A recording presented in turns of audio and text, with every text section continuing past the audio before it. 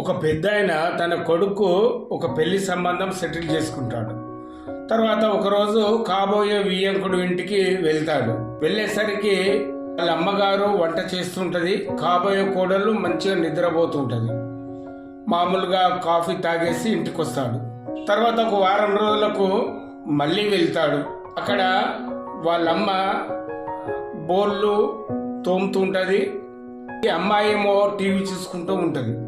తర్వాత ముహూర్తాలు దగ్గర పడుతున్న సందర్భంగా మళ్ళీ ఒకసారి వియ్యంకుల ఇంటికి వెళ్తాడు. అక్కడ వాళ్ళమ్మ ఇల్లు వాకిలి కల్లాపు చల్లుతూ శుభ్రం చేస్తుంటది, ఇల్లంతా బూజు తుడుస్తుంటది. ఈ అమ్మాయి అంటే కాబోయే కోడలు గోళ్ళకు నెయిల్ పాలిష్ చేసుకుంటూ ఉంటుంది. ఆయన ఆ రోజు ఇంటికి వచ్చేసాక తెల్లారి కాబోయే వియ్యంకులకు ఫోన్ చేసి మన పెళ్లి సంబంధం క్యాన్సిల్ చేసుకుందామండి అని చెప్తాడు.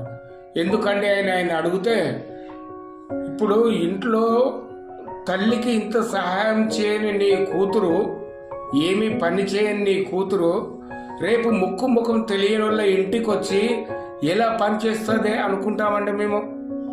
కాబట్టి మీకు సంబంధం మాకు అవసరం లేదు అని. ఆడపిల్లలారా అర్థం చేసుకోండి, మీకోసం ఇది. ఇంట్లో అమ్మకు సహాయం చేయండి, తోడు నీడగా ఉండండి, పని నేర్చుకోండి.